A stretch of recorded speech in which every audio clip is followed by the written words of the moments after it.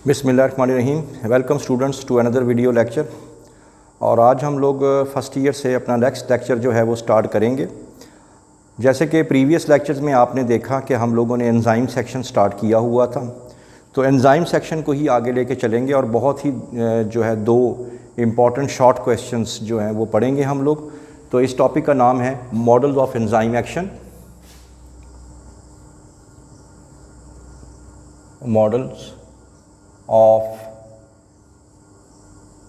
Enzyme actions, यानी enzymes जो हैं वो किन किन मॉडल्स के साथ, किन किन प्रोसीजर्स के साथ काम करते हैं, इसके बारे में आ जाएगा।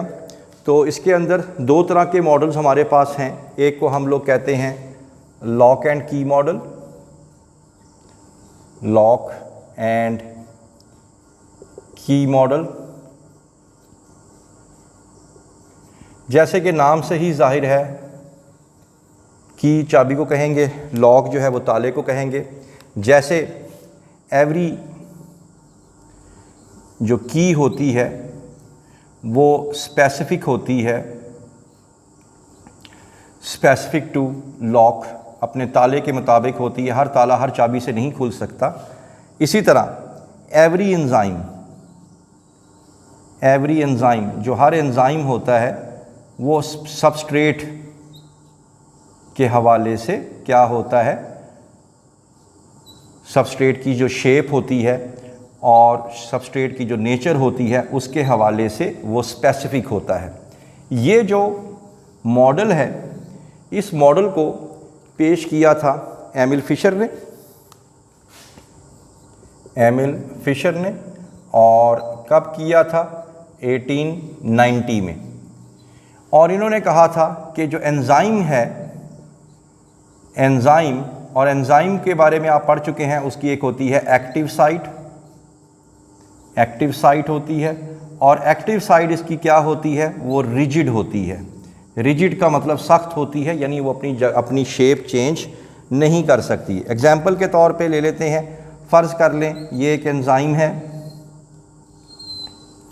और इसी तरह एक एंजाइम ये है। अब दोनों के जो एक्टिव साइट है उनकी शेप जो है रिजिड मानी जाए, तो फिर क्या होगा कि ये देखें, ये है सबस्ट्रेट, ठीक होगी बात। तो ये हमारे पास आ गया सबस्ट्रेट।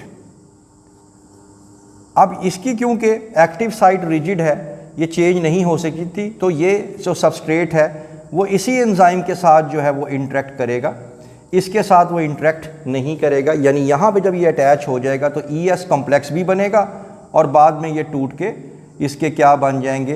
प्रोडक्ट्स भी बन जाएंगे। तो इस मॉडल को हम लोग कहते हैं लॉक एंड की मॉडल, जो कि प्रपोज किया था किसने? एमिल फिशर ने। दूसरा मॉडल जो है, जो कि एक और बहुत ही इम्पॉर्टेंट टॉपिक्स में से आ जाता है, उसको हम लोग कहते हैं इंड्यूस्ड फिट मॉडल। इंड्यूस्ड